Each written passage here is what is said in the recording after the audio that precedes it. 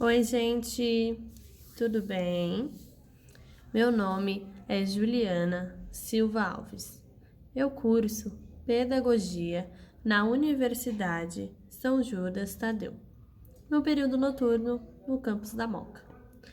Eu estou no 5º semestre e eu faço parte do projeto Leja, e ele é coordenado pela professora Cristiane. Este é o meu terceiro vídeo e eu vou falar sobre Paulo Freire. Eu já gravei outros dois. O primeiro foi sobre a história da EJA aqui no Brasil, que foi como que chegou, como que se desenvolveu. O segundo foi sobre práticas adequadas de alfabetização para jovens e adultos, porque existem muitas universidades que acabam deixando um pouco de lado a EJA e os docentes não saem preparados para lecionar na própria EJA. Então, eu fiz um vídeo falando sobre as práticas adequadas. Bom, quem foi Paulo Freire? Vou falar um pouquinho sobre a biografia de Paulo Freire. Paulo Reglas Neves Freire nasceu em 19 de setembro de 1921, na cidade de Recife, que é a capital de Pernambuco.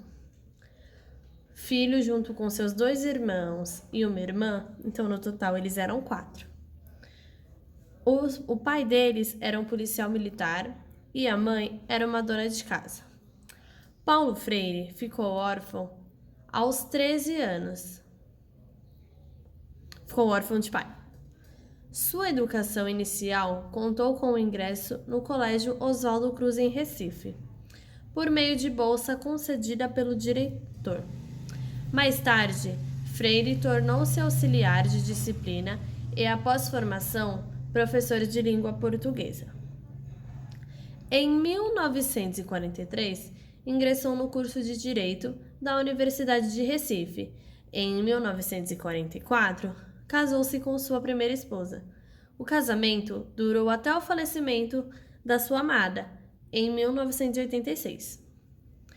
Em 1947, Freire foi nomeado diretor do Departamento de Educação e Cultura do Serviço Social da Indústria, iniciando um trabalho com a alfabetização de jovens e adultos carentes e de trabalhadores da indústria.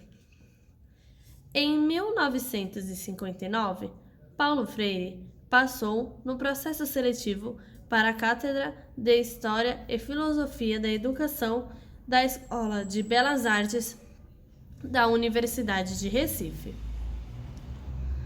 Em 1961, o professor tornou-se diretor do Departamento de Extensões Culturais na Universidade de Recife, o que possibilitou realizar as primeiras experiências mais amplas com a alfabetização de adultos, que resultaram na experiência de Angicos.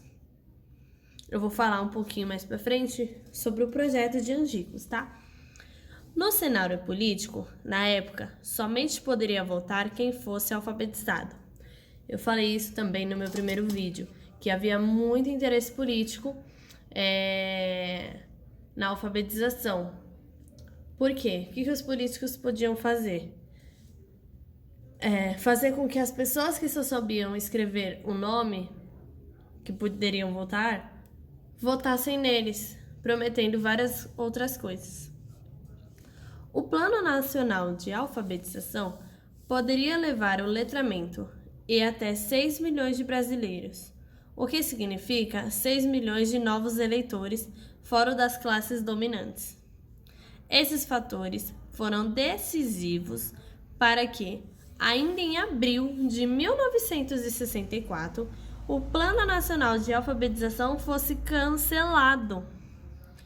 Esses também foram fatores decisivos para a prisão de Paulo Freire, Marcos Guerra, advogado e um dos coordenadores do projeto em Angicos, e dezenas de outras pessoas que, como no caso de Freire, também foram exiladas.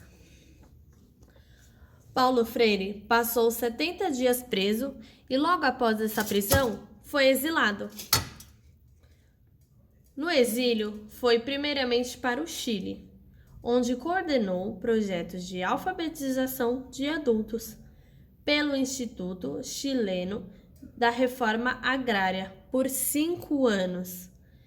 Em 1969, o professor pernambucano foi convidado a lecionar na Universidade de Harvard.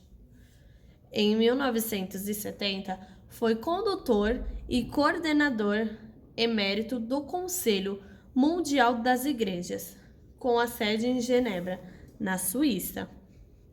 Até o seu retorno ao Brasil em 1980, foi bastante tempo longe, Freire fez viagens a mais de 30 países, prestando consultoria educacional e implementando projetos de educação voltados para a alfabetização, para a redução da desigualdade social e para a garantia de direitos. Foi durante este período em que o pensador brasileiro implementou importantes projetos educativos em Guiné-Bissau, Moçambique, Zâmbia e Cabo Verde. Em 1978, a Lei da Anistia permitiu o retorno de exilados políticos. Em 1980, Freire retornou ao Brasil. Após isso, passou a lecionar na PUC e na Unicamp, em Campinas. Em 1988, Freire casou-se com a sua segunda esposa, Ana Maria Araújo, com quem permaneceu até a sua morte em 1997. O Paulo Freire, ele também teve 5 filhos. Entre 1988 e 1991, Freire foi nomeado secretário da Educação do município de São Paulo. No dia 2 de maio de 1997, Paulo Freire faleceu aos seus 76 anos, após passar por uma angioplastia e apresentar um complexo quadro de saúde devido a problemas no sistema circulatório. Em vida, o professor Paulo Freire foi condecorado com 48 títulos e em todo o mundo, cerca de 350 escolas e instituições, como bibliotecas e universidades, levam o seu nome como forma de homenagem.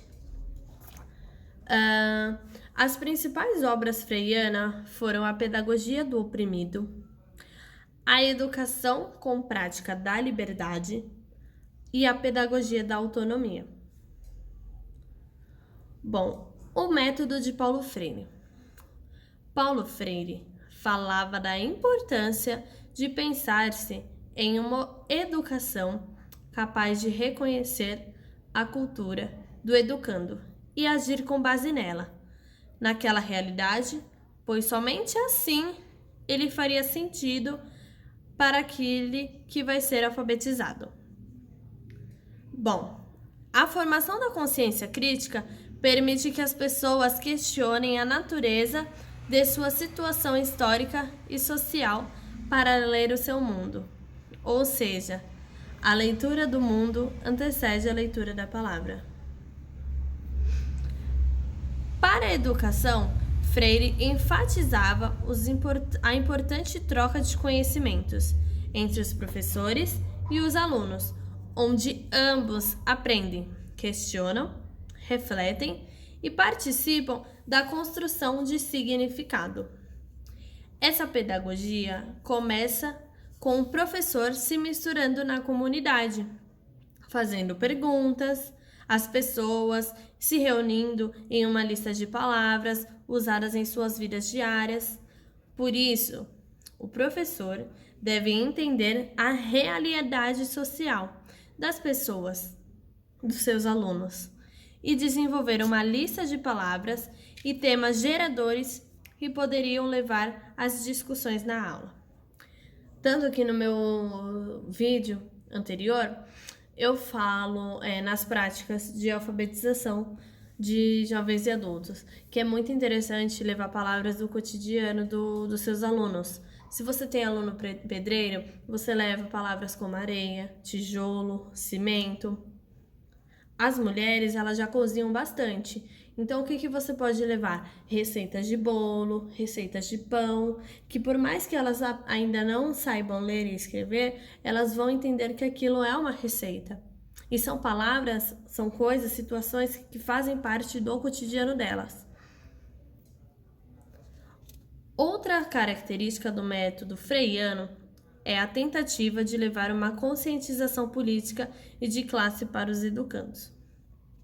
Segundo o pedagogo pernambucano, o profissional de educação deve levar os alunos a conhecer conteúdos, mas não como verdade absoluta.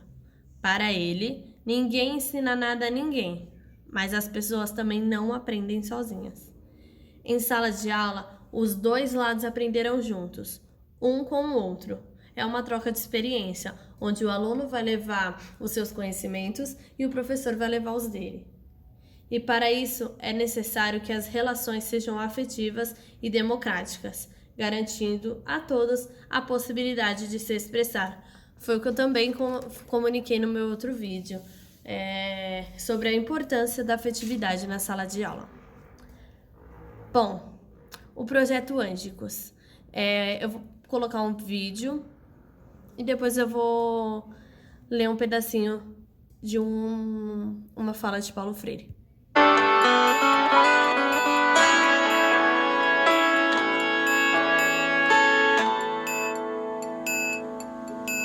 Quer dizer, o que eu buscava já naquela época, nos anos 50, era uma crítica à educação brasileira. Em Angicos, uma pequena cidade no sertão do Rio Grande do Norte, começaram uma revolução. Sua primeira fase durou apenas 40 horas. O alvorecer de autêntica reforma de base que está repercutindo em todo o Brasil e que possivelmente logo envolverá o país inteiro. Ninguém mais pode ficar indiferente ao problema do analfabetismo em nosso país. As soluções aí estão. Não se pode recusar 40 horas a um homem que tem sede de saber, ou fome da cabeça, como dizem em Angicos, que precisa estudar, que tem esse direito até agora negado à maioria. Se lembra quando nós chegamos à cidade, a esta cidade aqui, para fazer aquele levantamento? Neide era muito pequenininha, tinha 6 anos, nem se lembra da ideia. Mas eu me lembro alguma coisa. Eu lembro porque passou um jipe com alto-falante anunciando que ia chegar essa escola e as pessoas não acreditavam muito. Eu vi minha mãe dizendo assim para meu pai que queria estudar. Ele disse, isso não chega pra gente, não. Nós fomos recrutados, participamos de um treinamento e a primeira providência nossa foi nós nos deslocamos para Angicos para fazermos o levantamento do universo vocabular.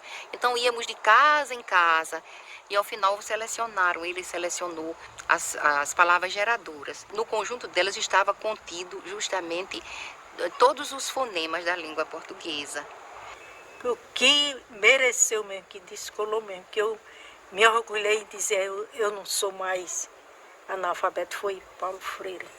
Olha, a velocidade com que isso ocorre, na primeira aula de alfabetização, quando se vai escrever num caderno, a folha do caderno é insuficiente para escrever 3 sílabas. E o lápis fura a folha do caderno.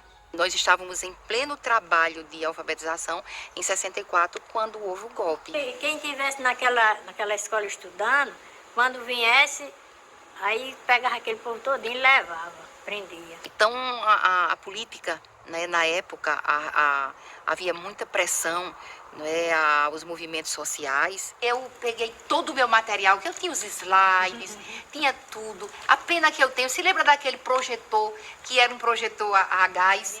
Tive que dar fim a tudo, porque eu enterrei no muro da minha casa. Paulo Freire colocou o oprimido na história. Então, pondo no palco da história o oprimido, ele estava fazendo um ato revolucionário. Quer dizer, há pessoas que que me consideram um sonhador, e eu sou um sonhador, mas não um sonhador maluco, mas há pessoas que me consideram um idealista, mas um idealista perigoso, entende? E para mim não. Para mim a esperança faz parte disso que a gente vem chamando natureza humana. Eu gostaria de ser lembrado como um sujeito que amou profundamente o mundo e as pessoas, os bichos, as árvores, as águas, a vida.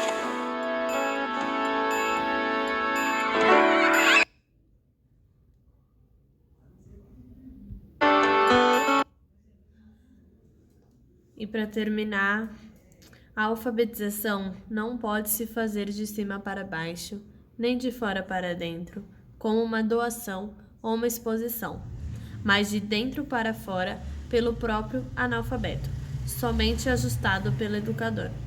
Esta é a razão pela qual procuramos um método que fosse capaz de fazer instrumento também do educando e não só do educador.